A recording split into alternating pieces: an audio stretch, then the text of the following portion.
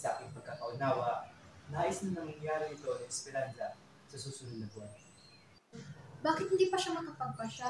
Hindi ba mahigit 30 taon na siya? At isa pa rin binata? Hindi ba napagod kakahintay si Esperanza? Hindi rin naman siya mukhang nagmamadali. Paano mamadaliin ang isang babae kung hindi naman minanadali ng lalaki? Naalala mo pa kung gaano sila magmahal? Magmahal? Kanino? Aba syempre, kay Esperanza. Sa aking pagkakaalam, wala namang ibang nakarelasyon si Alfredo.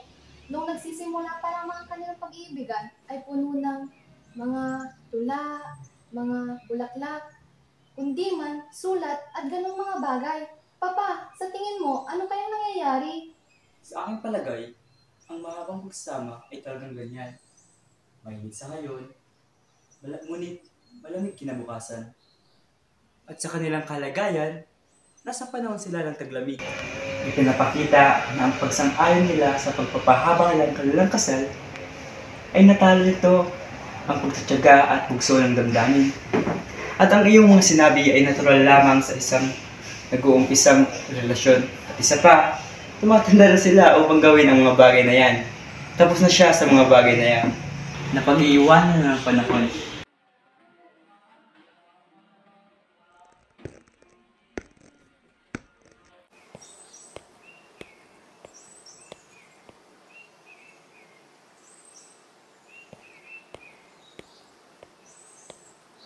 Ang may timpong pahinga ng ating isipan ay isang malaking benepisyo para sa atin.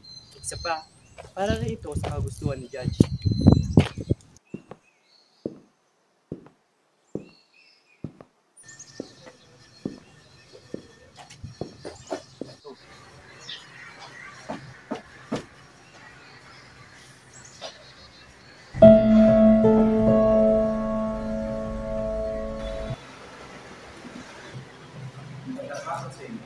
Magandang hapon, Judge. Magandang hapon, George.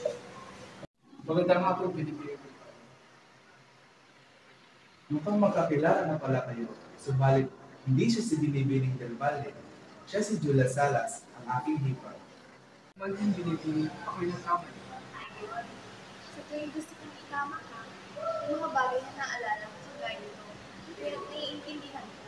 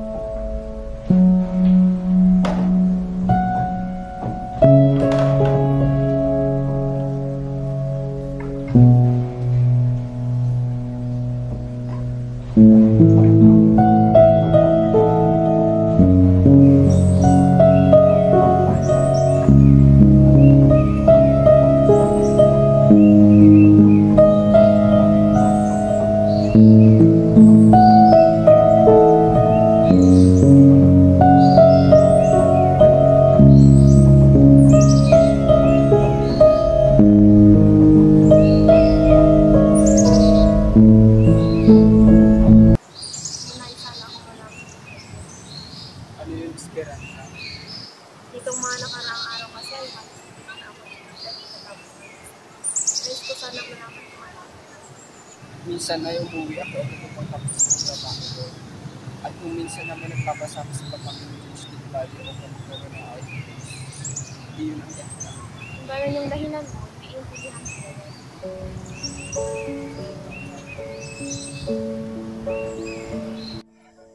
May nahanap ako. Diba nga? Hindi kabataan at ang diwa nito Ganun ka na ba katanda? at pagnanasa ng puso. Doon sa baba kung saan masyadong malawak ang daan. Marami ng paa ang dumaan at masyadong ginaw sa hiwaga. Hiwaga? Masyadong mabilis. Di para sa iba, hindi para sa iyo. Ilang linggo pa lang tayong magkakilala. Ngunit ganyan na rin ang hiwaga. Maaari kita pag-aralan habang buhay ko. Ngunit, hindi ko pa rin masumpungan ito. Kahit sumobra pa ang tagal. Dapat ikasaya ko yun kung ganun.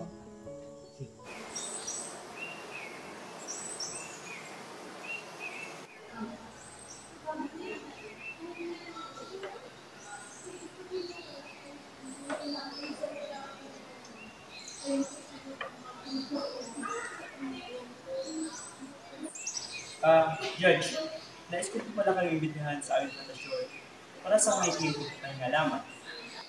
Aba, hindi ko tatanggihan yan.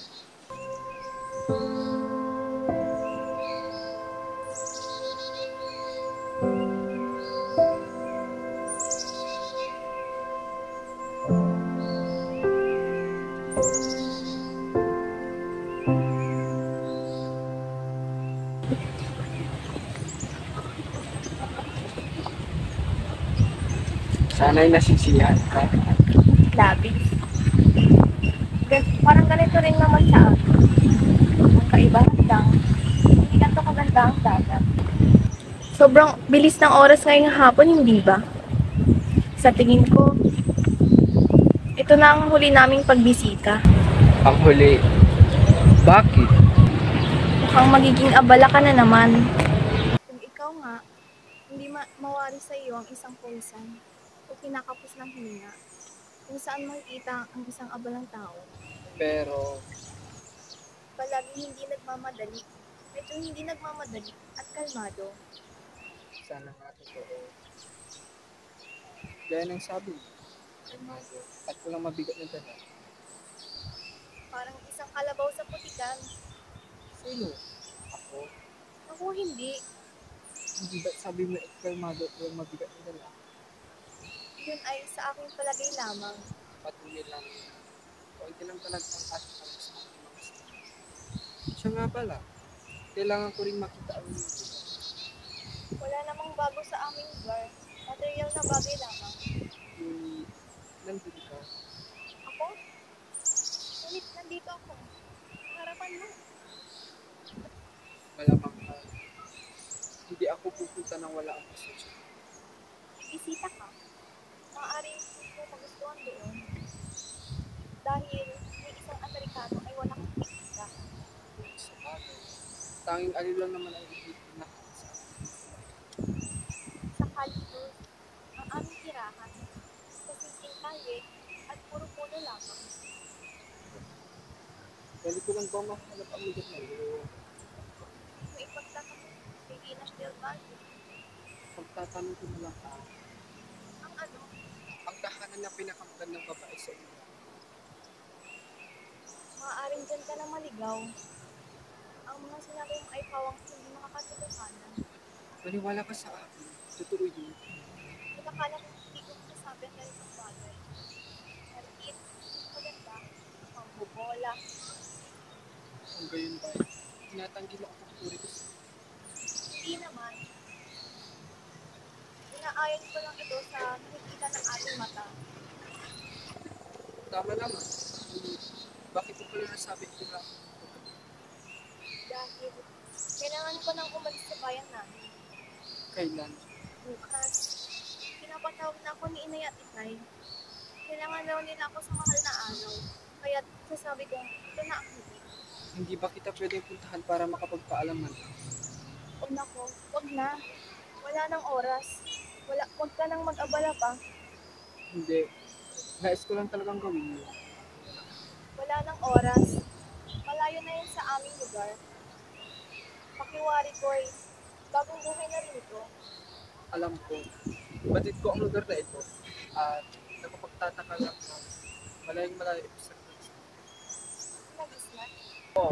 Mga nakaraang bagay, mga pagkakamali, at mga lumang bagay na matagal ko nang dinadala sa akin.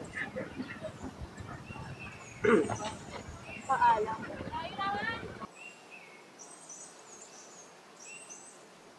Tutan, go.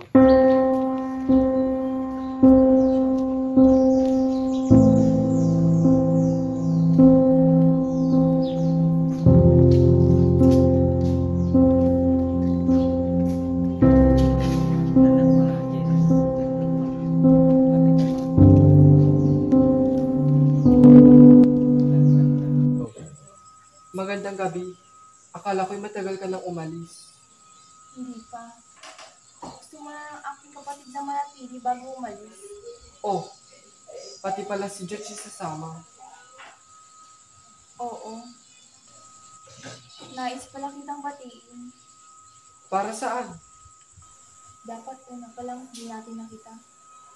Pero alam mo naman, Tuwing na nakakarating ang mga balita sa mga dayo. Interesado ka ba sa mga kasal? Kung sa mga kaibigan, oo. Pupunta ka ba kapag iimbitahan kita? Kailan ba ang kasal? Sa Mayo. Sabi nga nila, ang May daw ay buwan ng kasiyahan. Sabi na nila, pupunta ka ba? Bakit hindi? Wala lang. Tinanong ko lang. Kung gayon ba, pupunta ka ba? Kung ako'y iyong aanyayahan. Kung gayon ay inayaan kita. Kung gayon, ako'y dadalo.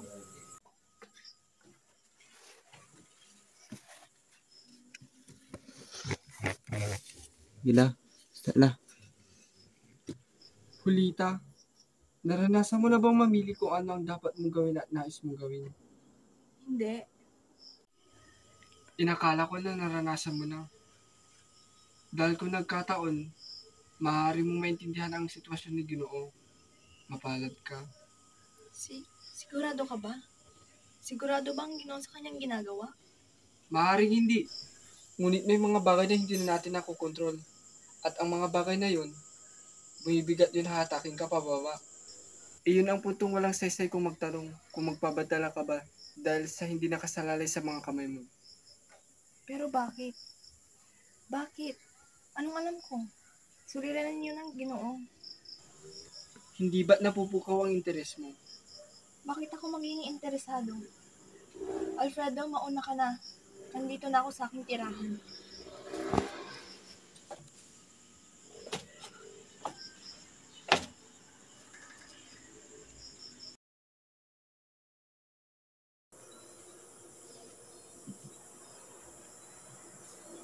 Nakakagulat na si Calixta na aming nakapagdala ng sulat ay may kinakasama kahit sila ng mga kasama. Nakakapagbaba ng salit niya. Ano ang tungkol sa kanya? Hindi sila kasal. Isa pa, hindi naman lang kami inisip. Si nanay ang kumupok sa kanya.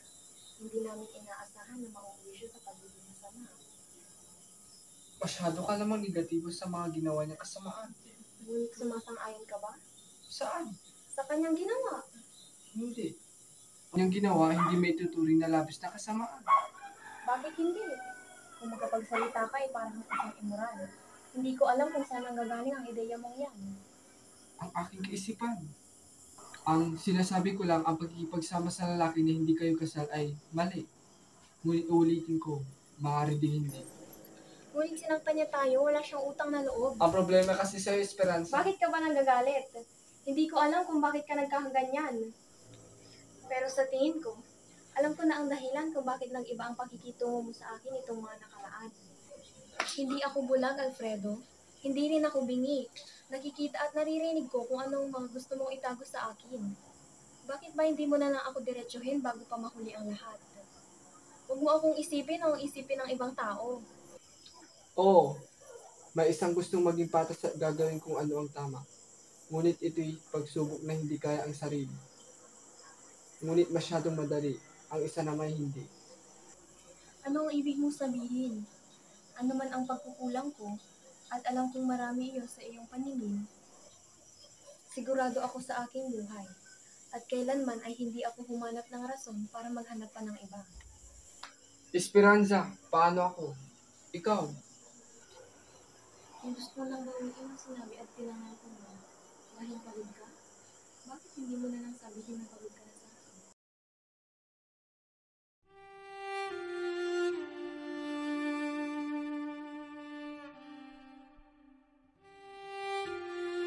Naaalala ko ang lugar na ito mula sa isa sa pinakamalapit na tao sa buhay ko. Ang bawat paglarawan niya sa kanilang lugar ay umaayon sa kung ano ang nakikita ko ngayon. Hindi ko maitatago. Hanggang ngayon ay talagang naaalala ko pa rin siya. Gayon din ang itsura niya sa tuwing siya ay ngumingiti. Kamusta na kaya siya? Matatagpuan ko pa kaya siya dito?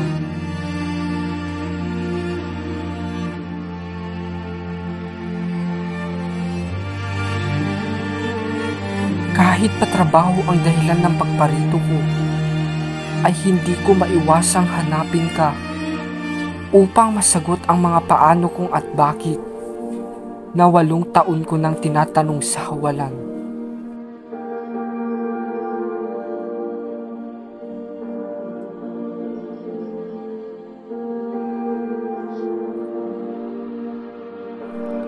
At ngayong nakita na kita, sigurado na ako.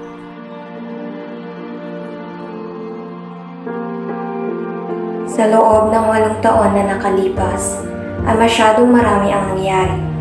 Maraming bakit ang dumating, at maraming sagutin ang ninais alamin.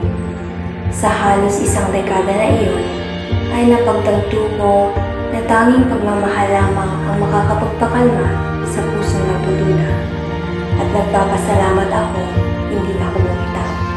Kagaya ng matagal ko nang ginagawa, simula nung una, sa bawat pagsikat o paglubog man ng araw, at paghinang ng mga bituin sa langit, paulit-ulit pa rin kitang pinipili.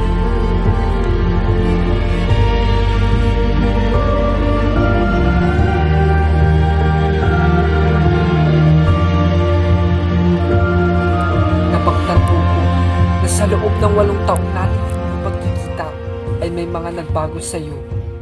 Makikita pa rin ang buhay sa iyong mga mata. Ngunit bakas na rin na tila bang may nawala sa iyo. Ngunit naisip ko, sa iyo nga ba may nawala o sa akin? Sa huling beses ng paghawak ko sa iyong mga kamay, ay doon ko naintindihan na kung ano ang nawala sa akin, at yun ang nararamdaman ko para sa iyo. Ibang-iba na ngayon. Tanaw ko man ang kinang mong nakakasilaw, ay nakakasigurado ako na galing na lamang ito sa isang patay na bituin. Wala nang buhay, ngunit may espasyo pa rin sa kalangitan, na tila bang may nag-aalam pa rin. Ngunit hindi kailangan matutumbasan ang minuto ang pagmamahal ko sa aking asawa, ang pagmamahal ko kay Esperanza.